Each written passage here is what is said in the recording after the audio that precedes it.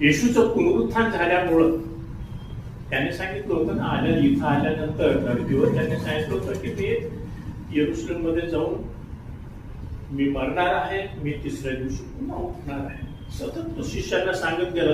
त्यांना काही ते समजलं नाही की कसं काय, जर तो मशिहा आहे आमचा तर मग तो मरणार कसा, हे फार त्यांना कोडं पडलं होतं. परंतु देवाची योजना होती, त्याच्या मरणामधून त्याने विजय मिळवलेला आहे. फक्त स्वतःसाठीच नाही, आपल्यासाठी देखील.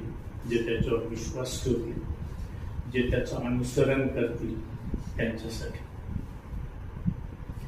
आणि म्हणून आज येशूच्या मरण आणि पुनरुत्थानामुळं तो एकाच वेळेला सर्व ठिकाणी उपस्थित राहू शकतो.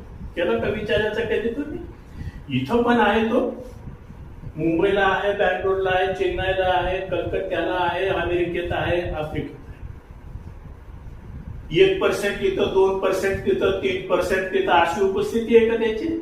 नाही, 100%. तो देव असल्या कारणाने ते त्याला शक्य आहे. येशू या धर्तीवर होता तेव्हा तो एका ठिकाणी होता, तिथंच असायचा. त्याची उपस्थिती ही लोकल होती, स्थानिक होती. परंतु आता तसं नाही. त्याचं मरण पुनरुत्थान झाल्यामुळं तो आता सर्व ठिकाणी पूर्णरित्याने उपस्थित आहे.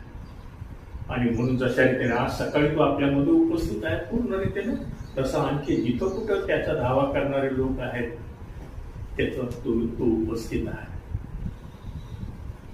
कल्पना करा, विचार करा थोडा वेळ, आपण कोण कुठायचं, अखेर सृष्टीचा कारणा देव तो आपल्यामध्ये उपस्थित आहे.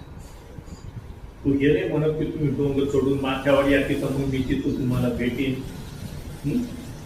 किंवा तुम्ही मोठ्या क्रुसेड मध्ये जा एखाद्या जिथं हजारो लोक आहेत तिथं, मग तिथं मी तुमची भेट घेईन, असं म्हणतो का तो? जिथं कुठं तुम्ही आहात तिथं तो आहे.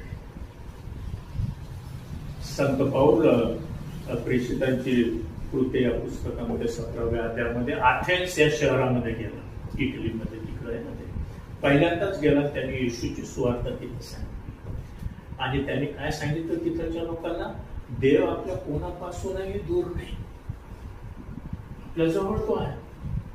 एका कवीने त्याच्या गीतामध्ये असं म्हटलं आहे की देवामध्ये मनुष्यामध्ये किती अंतर आहे? फक्त एका प्रार्थनेचं. He is only a prayer away. म्हणजे जिथं खरोखर सिन्सिअर प्रार्थना आहे तिथं देव हजर आहे. ते देवाचं अभिवचन आहे. आपण फार विशेष आहोत म्हणून नाही की